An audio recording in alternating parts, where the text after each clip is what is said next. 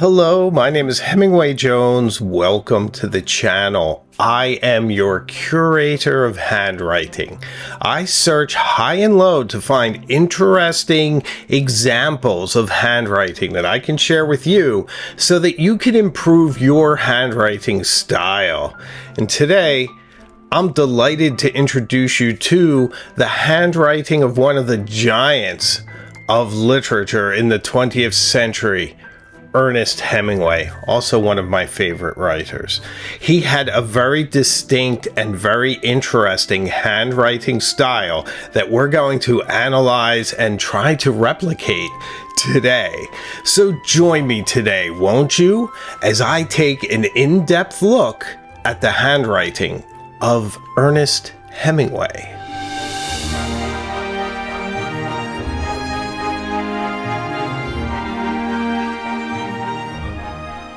Okay, let's start with our tools, as we often do.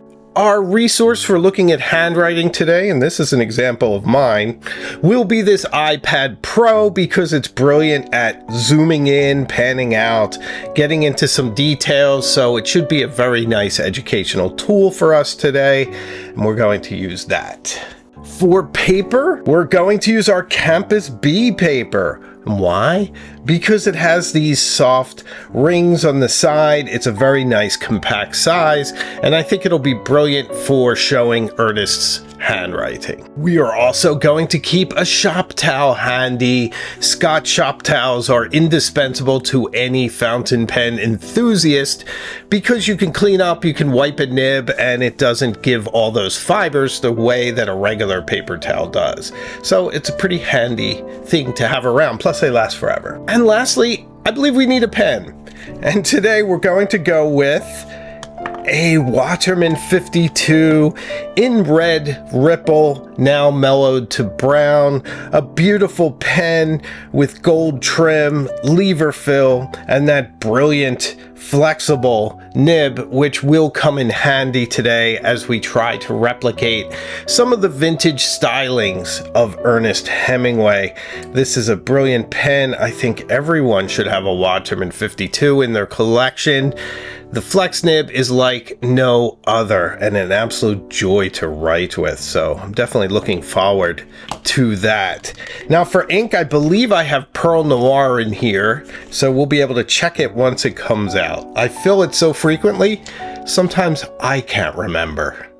So Ernest Hemingway is truly one of the literary geniuses of the 20th century. He's one of those artists that's very unique in the fact that it's hard to imagine a time without the effect that his writing style had. He introduced a much more succinct writing style that was very much influenced by his early days as a newspaper reporter for the Toronto Star, and it had a certain cinematic quality where he would pick certain details in his writing to paint almost a moving picture as you read his words. Also, he was a genius at taking out the big point of a story, but leaving these little hints as to what it was about.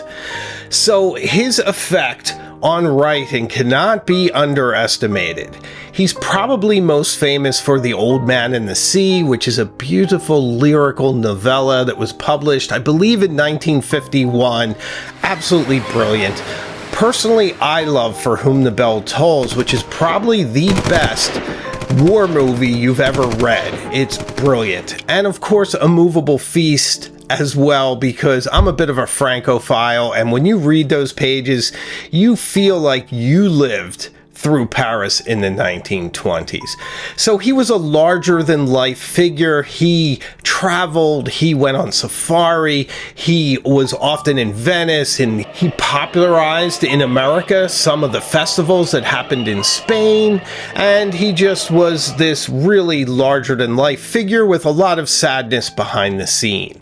So definitely a writer that has affected me greatly in the way that I approach my life, finding resonance in these really beautiful lyrical moments. Today we're going to look at his beautiful handwriting. Our first letter that we're going to look at is an interesting one. And the reason that I chose this is that It was written from Ernest Hemingway to Marlene Dietrich, a famous Hollywood actress at the time that Hemingway had a bit of a crush on. So since he had a crush on Marlene Dietrich, I'm assuming that this is his best handwriting. And even at that, there's a lot of really interesting aspects to it that we'll look at.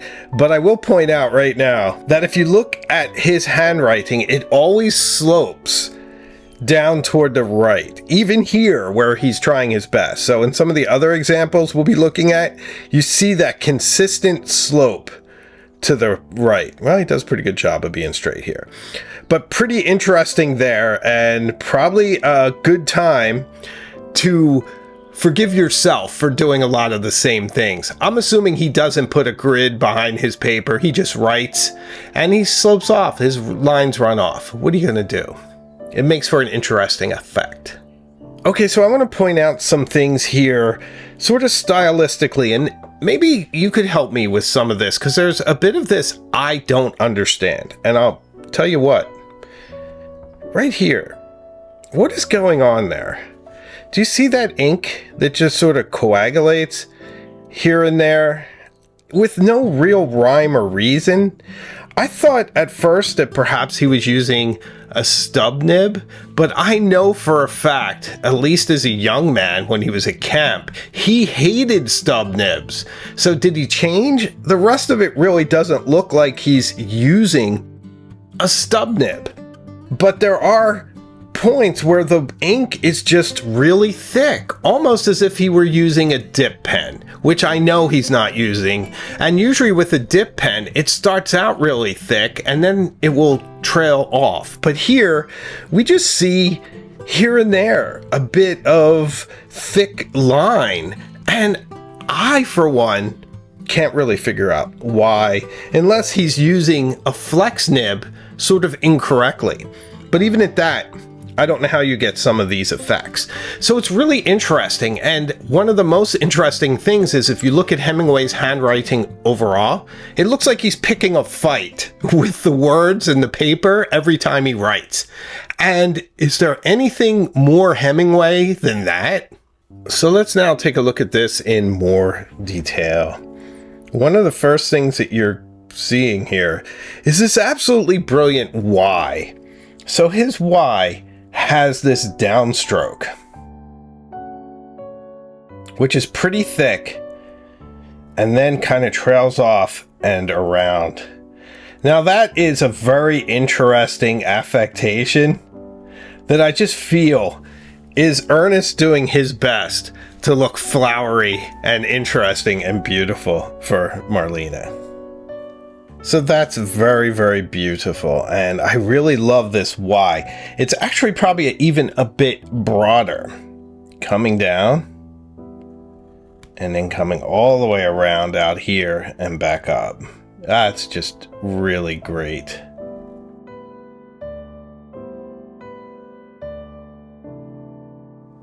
You see another really neat effect here with his S. His S kind of hooks at the end, comes around, and then does this sort of squiggle, almost like very serpentine, and then just sort of stays there. It doesn't seem to flow into the next word. It might possibly come up like this, or maybe that was the intent. A very, very pointy N, which I quite like, and a beautiful lowercase d, which is very, very exciting. This comes around into a very disciplined A. I really feel like this is his best handwriting. But here's the interesting part. This Y comes all the way down, all the way up, very flowery, almost as if he were doing his version of copperplate. But it's pretty interesting in its effect. Similarly, we get this really great mid-century F, with this really high sort of flag of a loop at the top, and then it's mirrored in the T with then a thicker line coming down, which starting to make me believe he's using a nib with a bit of flex. But let me know what you think in the comments, whether or not you think he's using a flex nib and that's how he gets these effects. That is pretty interesting. There. I love the loopy rhythm of his the here. The T comes down from the top and then it loops, and then the H has a big loop and that comes around. Then there's a little nubbin for the bottom bit of the H, and then it comes around again, and then the T is crossed at the edge and just taken all the way across. That is so fun, so interesting, has a lot of energy. Let's try it again with a bit more bravado.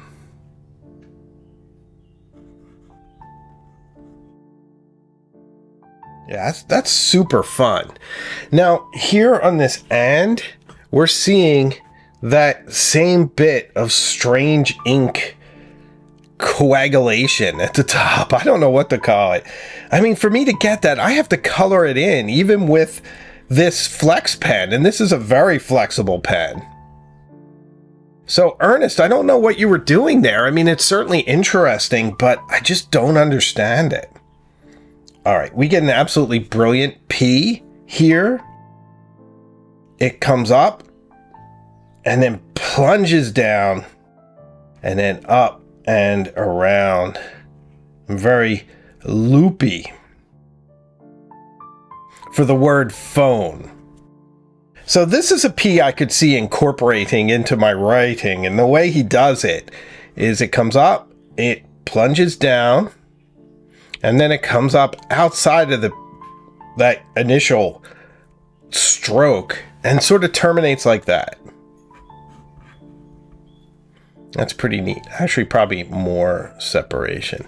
So that is pretty interesting and very, very mid-century, I feel, in its effect.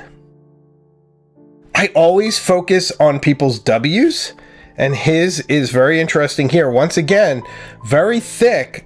A lot of ink going on there. Looks like there's a little loop in the center and a little loop in the end that comes here. The A sort of loops like this and then loops again, and then you get this brilliant S.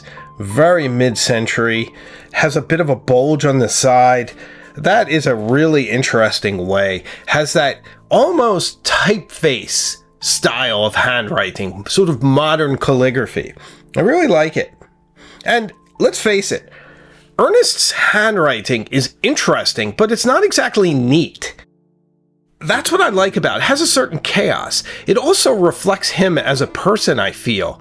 Because of these confounding ink blotches and whatnot, it has this really intense masculine energy, like he is literally fighting with the page, that he's punching out each word as he goes, that he's full of energy and excitement. I love seeing that in a hand.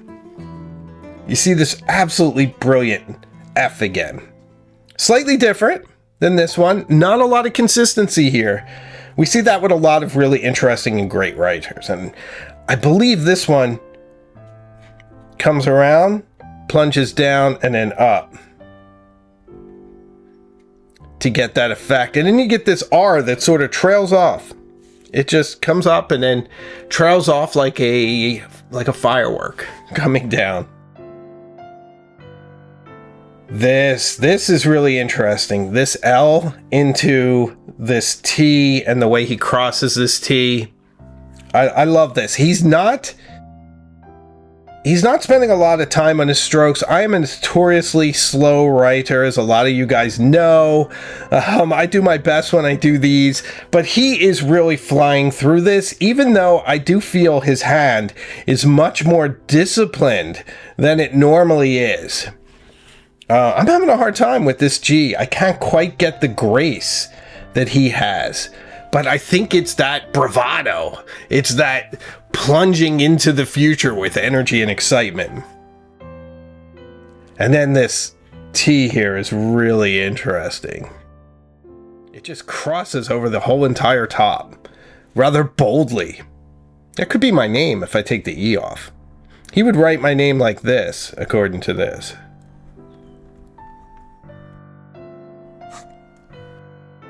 That's interesting. By the way, if you hear anything in the background, there's two weird things going on while I film. One is that the wild turkeys are just having a party in the backyard. And the second is that a bluebird is picking a fight with my porch window and just fighting himself in the glass.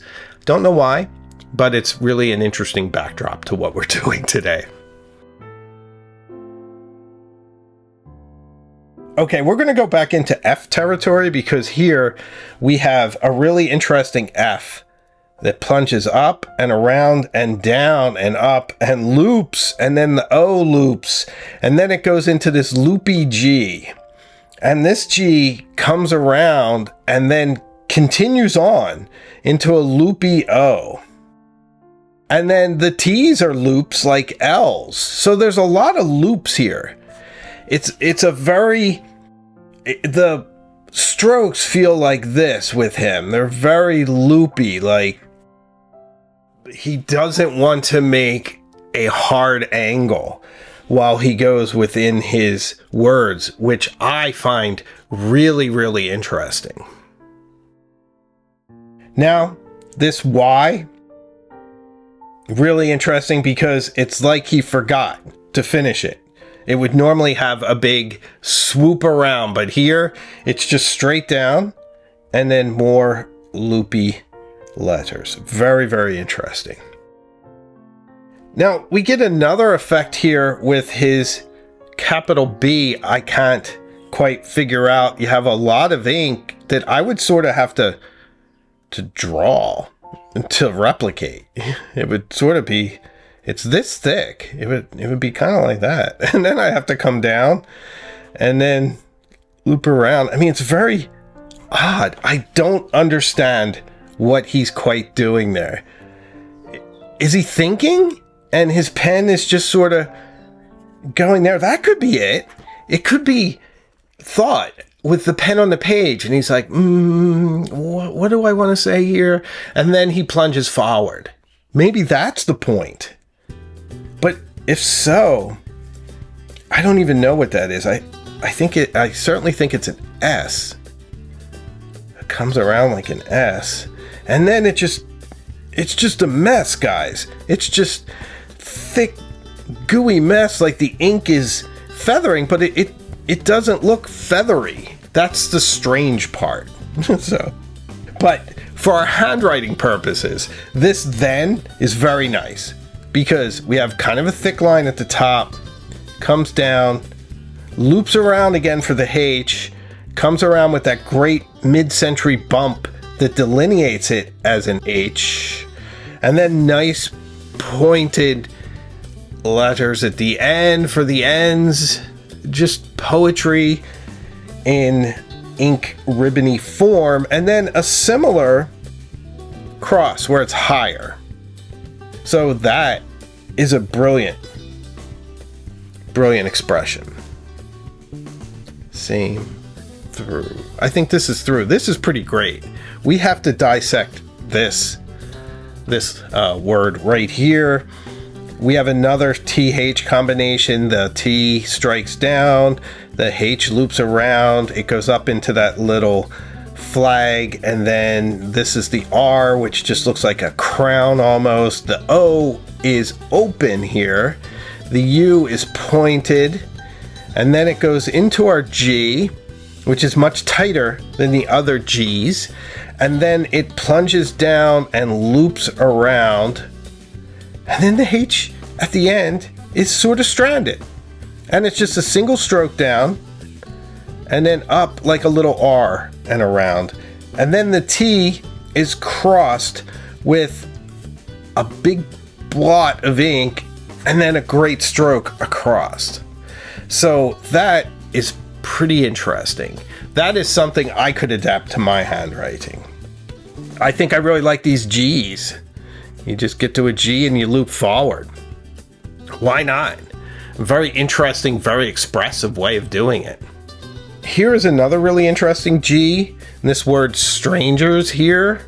So we get an S that comes, how does it start? It looks like it goes up and then plunges around and then goes up.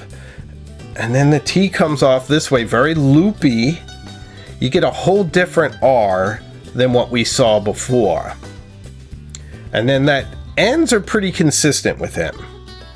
G's are somewhat consistent, but sometimes they have very closed tops, and sometimes they're very open. But in this case, they always seem to plunge around. This one comes up with a little dot at the end, which he, I think, just drew. Oh, and then the E starts afresh, loops around with a nice R, and then an S. That's a very tidy S. This looks very much like the sort of handwriting you might see on the side of a 1954 Pontiac or something. It has that mid-century slant and that energetic mid-century feeling that we could build anything and do anything we want. So pretty fascinating here. And you see, as he comes down, he gets even more slanted in his writing.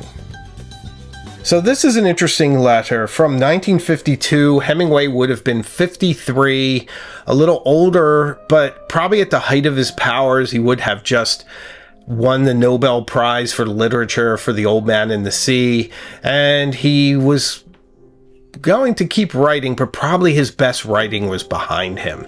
But nevertheless, still in his prime, still peak Hemingway. Let's look at the next one. So this one was interesting because it doesn't have any of those ink splotches that we saw in the last one. So here we just see the pure letter forms, and I think there's some interesting stuff to focus in on. One is that he's doing those Y's the same way. The S's here are a little bit more undefined, or say a little less defined. And his Y's are very exuberant. And you see it again right next to it with this one for your, but this then comes back and joins the O, which is open. But he gets a nice rhythm, nicer than I did there, but essentially like this with a nice loop, and then there, coming up. Very, very nice. Very interesting handwriting. Oh, I want to share this F with you. This is sort of an open F. It looks like a pair of sunglasses. So this one simply comes up and then plunges down and then comes up. And then it loops into the next letter, which in this case is an A, a nice loopy L, and then a whole different S. This is sort of what I call a mini sailboat S. It comes up, it has a little peak, almost like a wave breaking, comes around, curls back around, and then goes on its way. A very brilliant S there. So I'm looking here. This is an interesting word. I'm going to show you this K because it's similar to the H. Plunges up, goes around pretty thick. This is starting to look like a flex pen here. And then it just sort of loops down. There's no huge delineation that it's a K, which I like. Because your mind fills it in.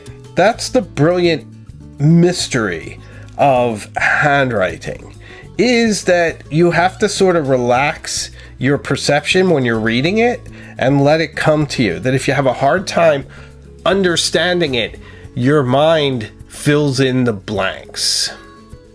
Let's finish off this word. Really interesting loopy G. There's so much going on with his G's. I don't feel like I can quite do them justice. I almost want to go this way just to get that. Just get that loop right. That is so exciting to me. He has a very distinctive hand. At this point, I feel like you know it's Hemingway as soon as you see his handwriting. His H is very interesting. Capital here. Bit of blob there. A downstroke that seems to go next to it. And then another fairly large downstroke. And then a bit of a cross. So kind of a very unconstructed ladder style H. Very nice. Whole different B here. This B plunges down, comes up, and then around almost like an S. And then you see the loops here for the U, a big loopy T. And I think if there's one thing that's really distinctive about Mr. Hemingway's hand, are his loopy T's. They look more like L's than T's. They look like that, and then they're crossed. So how do you know it's a T? It's crossed. That's really the only way. Now that's at the middle or the end of a word. Once he gets into that loopy rhythm of his writing, at the beginning of a word, it's more of a stroke down. It's sort of a strike. He's into the word with a definitive downstroke. Then he gets into the rhythm and things get loopy, including his T's. That seems to be the rhythm of his hand. Here's an interesting S. I always like S's, probably because it's part of my monogram. I like this one because it's a bit unhinged, and it goes into a very interesting P. This P has a little bit of a flag on the top. I believe he's writing Spain here, which was one of his favorite countries. So this P, if you see, has this flag right here at the top, plunges down and around. Very interesting. We know Hemingway loved Spain. Now, this is fascinating. This is how he writes it. So it has that stroke down, and then it comes up almost like an I. It just sort of looks like a letter I. But then there's the sort of implication of a dotted I, and then a cross stroke. And that's it. That's pretty interesting. So kind of like that. Maybe a little more. That is really fascinating. There are so many treasures here. Here's another really interesting one. He's writing thanks. So, big strike down, another stroke next to it, looping around for the H.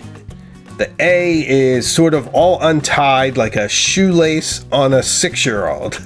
And then the K, once again, is sort of like an L and an E put together. The S terminates just at the bottom. And then the T is crossed sort of dramatically over like that.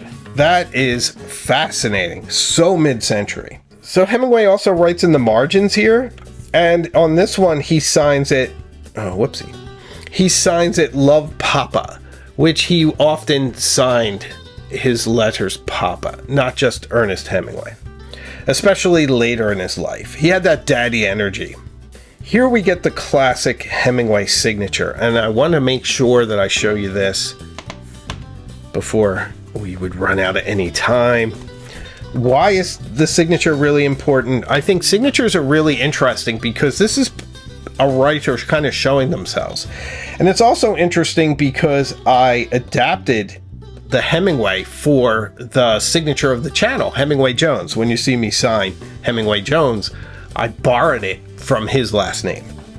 But his E here is very ethereal. It comes up and then it loops around and then down.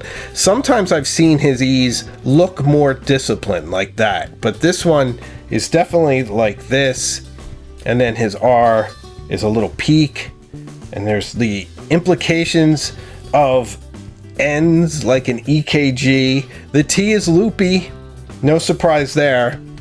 The H here slopes a little out like a wobbly ladder. And then the E comes around. I have to remember what I'm writing here. I'm trying to write it like him because I've adapted it to my own hand, that I'm sort of writing it the way the channel does it. Okay, so this comes down, and then look at this way the Y trails off. It comes all the way over here, and then he crosses Ernest, and then right through to the H there. That is a pretty great signature. Pretty interesting. Let me see if we see it again. There are variations. I don't know if I copied any others. Yes, okay, so here we have another version. Here is that same sort of loopy E. This is later. This is 1959, so we have a 60-year-old Hemingway. And here his E is once again very ethereal, but his R now is much more boisterous. It's bigger. It dominates more space. The overall letters are more compact. The T is still loopy, and now the H just comes right off it. And this one as well. And now his M's are just so loopy. The G plunges down and then seems to loop back up for the A's. Oh, that's not an A, that's a W. Then an A. And now the Y just comes down, but it seems like he remembered that he used to do the cross stroke. And so he still puts it, but not as demonstrative. There's a random dot for the I floating around. And then that same T cross into the H, which pretty interesting, very distinctive signature from Ernest Hemingway. One of the absolutely brilliant writers, somebody who had a big effect on my life. I just think he's so interesting. Just as you think you've pinned him down and you understand him, you discover something new and he becomes almost a different person. A lot of what's said about him is not necessarily true as you unpack the layers. Just an interesting, complex person, fantastic writer, and an interesting stylist of penmanship. So I feel like these are some techniques that you may or may not want to use in your own handwriting. But regardless, I hope you found this as interesting as I did. We'll be doing more videos like this. I love dissecting various people's handwritings and their stylings and doing my best at copying them. What do you think of my techniques? Do I write like Hemingway when I try? Let me know how I did, and be polite. I appreciate it.